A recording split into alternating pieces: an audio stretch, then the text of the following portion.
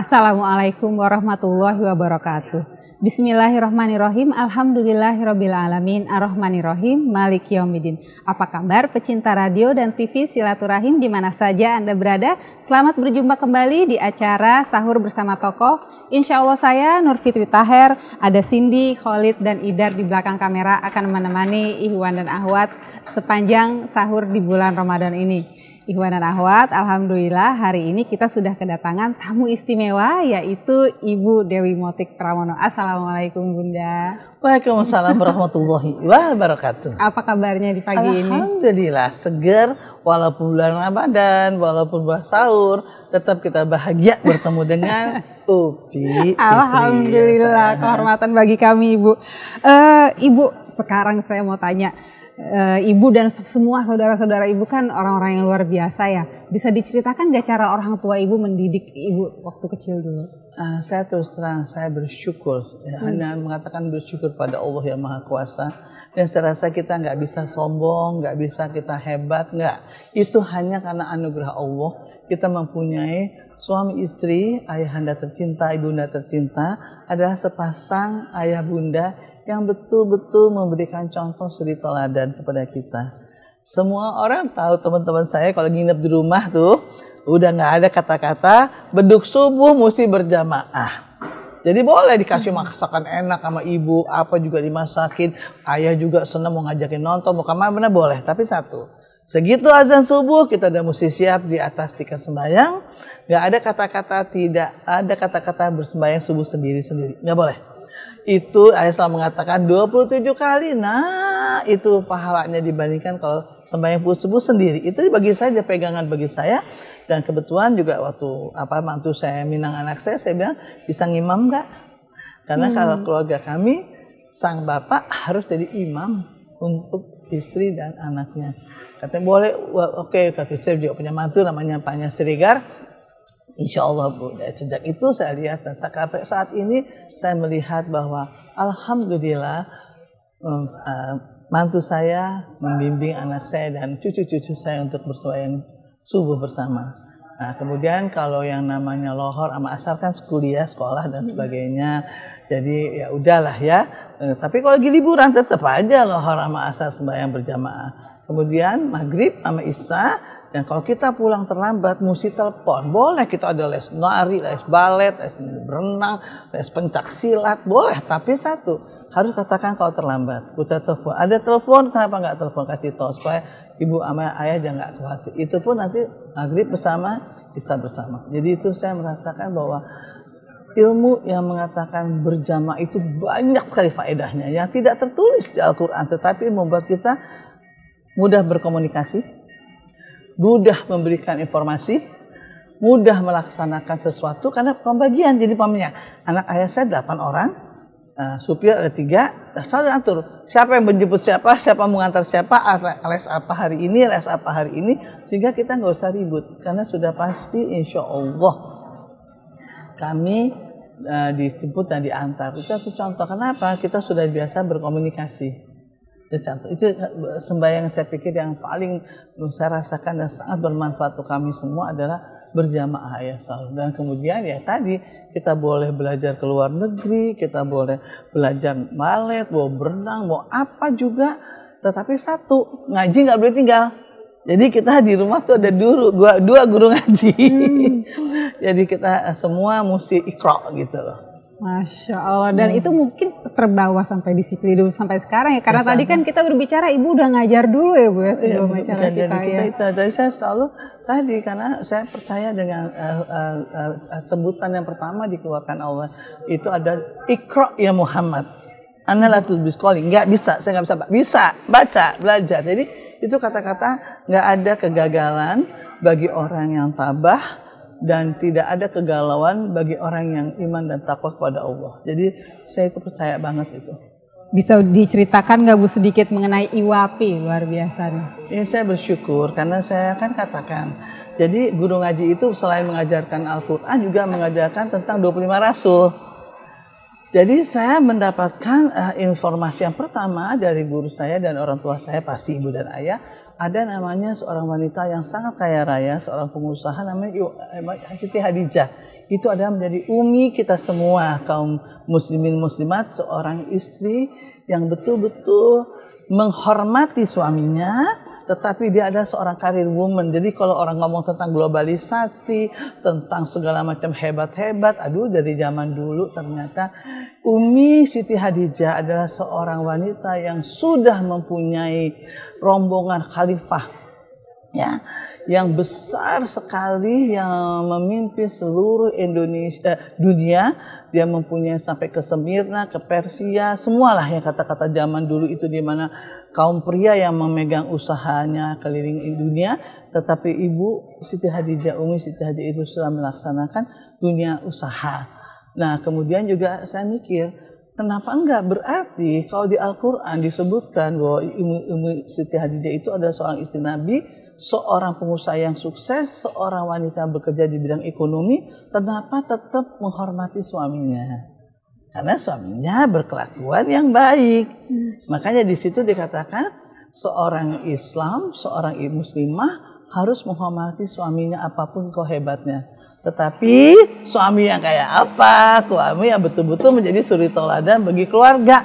Karena perceraian diperbolehkan dalam Islam. Agama lain mungkin tidak diperbolehkan, kalau kita boleh. Kalau memang suaminya bukan satu suri tauladan. Itu yang saya bilang. Jadi situ saya ngedalamin banget. Kali itu saya memberikan IWAPI bahwa perempuan harus tangan di atas, bukan tangan di bawah. Hormati suami nomor satu. Tetapi kita adalah seorang wanita yang sangat mandiri, sehingga terang dong dapat gaji dari suami, dapat apa kehidupan, bersyukur. Tapi kita sendiri tetap tangan di atas. Kita akan menghidupi karyawan kita, menghidupi lingkungan, memberikan, itu ada satu pegangan saya untuk memberikan IWAPI bersama kakak saya Profesor Dr. Kamala Motik Abdul Ghafur. Baik, dan kalau saya baca mengenai cerita ibu tuh sangat memperhatikan sekali usaha kecil, baik itu motor, sepeda mobil toko juga, iya, segala macam. Itu kan sepertinya mungkin lebih rumit daripada membangun suatu usaha yang besar ya Bu. Gimana sih Bu ngejalaninnya? Satu, kita ikhlas. Pertama, saya percaya dengan kata-kata di Al-Quran, hablum minallah, hablum minanas. Tuhan tidak akan tidur. Apa yang kita lakukan itu akan dibalas Tuhan dengan caranya. Jadi bukan kita hitungan kita 1 tambah 1 harus 2. Enggak, kata Tuhan 20 kurang 18 ya 2. Tetap aja kamu dapat rezeki, tetap dapat sesuatu yang bagus gitu. Tetapi caranya cara aku. Aku yang mempunyai harta, aku yang punya kekayaan, aku yang punya kekuasaan, aku yang mempunyai semua di dunia ini. Itu saya percaya. Jadi saya tuh dari dulu senang sekali ngurusin orang-orang kecil, karena memang juga dari anak ibu saya, pembantu banyak benar di rumah. Saya paling dekat sama para pembantu. Saya senang banget gitu ngeliat mereka. Jadi saya tahu, oh hidupnya caranya begitu segala macam. Biasanya bisa ngomong sama ayah sama ibu, pasti dong lebih gitu. Karena saya bilang satu contoh bahwa kecintaan saya sama orang kecil ya dari dulu aja, senang aja. Masya Allah, ada cerita-cerita mengharukan gak Bu mengenai IWAPI dan orang-orang yang Ibu bina di IWAPI itu? Terlalu banyak kalau mau bilang mengharukan, tapi membahagiakan, bukannya mengharukan. Karena kalau saya maaf ngomong sekarang, saya baru aja diangkat sama pemerintah Republik Indonesia, keputusan Menteri Yoga, Menteri Koperasi dan UKM menjadi duta Koperasi dan UKM yang didukung oleh pemerintah 100%. Jadi saya sekarang keliling Indonesia terus-menerus untuk memberikan motivasi, membuka lapangan kerja, menciptakan usaha kecil menengah, dan mengembangkan koperasi. Itu saya bersyukur sekali pada Allah yang Maha Kuasa. Di usia saya 67, saya masih tetap melakukan hal-hal yang sangat positif untuk bangsa dan negara saya. Terus nyari suaminya biar bisa dapat suami yang mendukung semua kegiatan Ibu ini gimana nih Bu? Masya Allah. Saya bersyukur Bi, waktu gini, saya tuh sampai umur 17 nggak punya pacar. Terus ada teman saya, dia bilang gitu, Wi, gue kenalin deh satu sama orang yang udah sembahyang 5 waktu, jadi kamu gak usah ngajar-ngajarin lagi, gak usah itu, karena dia sembahyang 5 waktu udah, walaupun dia sama-sama umur 21 waktu saya 17. Kenanya itu karena saya jatuh cinta sama dia karena dia udah sembahyang dulu 5 waktu. Aduh enak nih gua nggak sengaja ngajarin sembahyang karena dia ngelakukan apa namanya hukum Islam. Saya Islam harus sembahyang 5 waktu. Jadi saya merasa alhamdulillah. Sejak itu ya tadi saya jatuh cintanya bukan jatuh cinta karena dia keren katanya orang sih dia keren waktu masih mudanya. Tapi kalau saya karena dia sembahyang 5 waktu itu yang membuat saya jatuh cinta. Bagaimana dukungan beliau terhadap semua kegiatan ibu ini, Bu? Uti tahu nggak, Pi? Setiap saya keluar rumah, mau keluar kota, mau ke Afrika, ke Amerika, ke South Amerika, South Afrika, apalagi Asia ya, dia selalu mengajak, yuk kita sebelum berangkat doa dulu, ayo. Ya Allah ya Tuhanku, dia doain saya supaya saya sukses, saya bagus, dan kembali ke tengah keluarga dan keadaan selamat lahir dan batin. Gimana saya nggak mau confidence, ngerti nggak melakukan sesuatu kalau suami saya memberikan doa yang begitu kuat dan kita habis sembahyang berjamaah subuh ya terutama ya langsung sujudan dan doain saya. Jadi gimana saya punya confidence kan? Punya confidence besar karena suami saya ngedoain saya luar biasa. Nggak usah jauh-jauh. Suami juga suka lucu nih. Umpamanya gitu ya, ada yang bilang, Dewi itu gue laporin, masa lu laporin lu ditampok sama laki-laki gue tahu apa kemana gue pergi kok gitu. Ya, terus saya dengar juga Bu Dewi senang masak ya.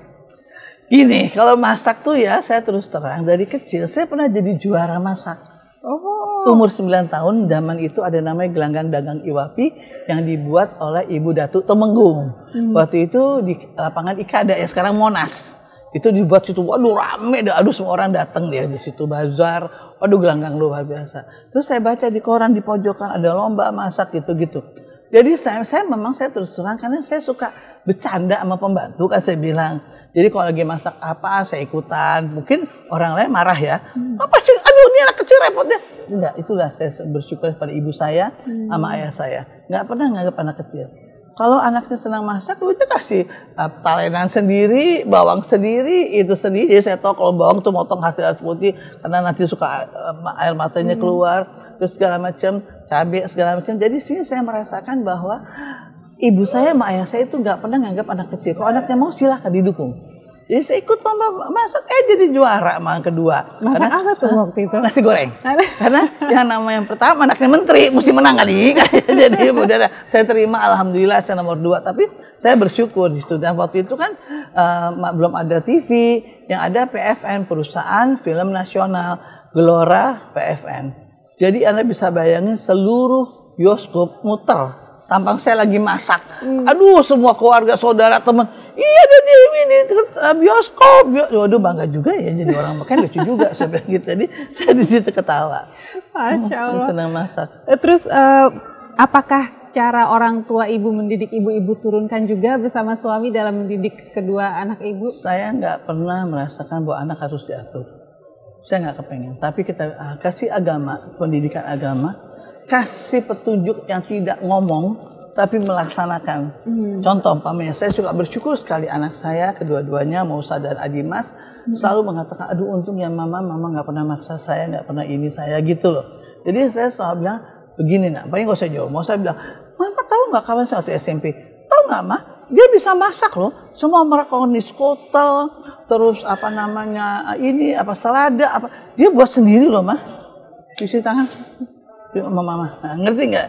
Nih lihat, nah, nggak ada susu bisa jadi ini kita pakai susu bubuk, ngerti nggak? Jadi jadi semuanya. Jadi itu kan saya bilang nggak ada ayam, ada sosis potong-potong. Jadi di situ dilihat bahwa ibunya sebentar aja udah jadi itu masakan yang dia kata-kata tadi makaroni skutel, terus dia bilang selada apa saya bilang kan udah bisa. Nah, oh iya ya mah betul gampang ya masak. Ya, udah itu yang saya jadi kita nggak usah sok banyak udah langsung action gitu loh. Baik, luar biasa. Ibu kita akan jeda sejenak ya Bu ya. Ikhwan dan akhwat, jangan kemana-mana. Kita akan segera kembali masih dalam acara Sahur Bersama Tokoh bersama ibu kita, Ibu Dewi Motik Pramono.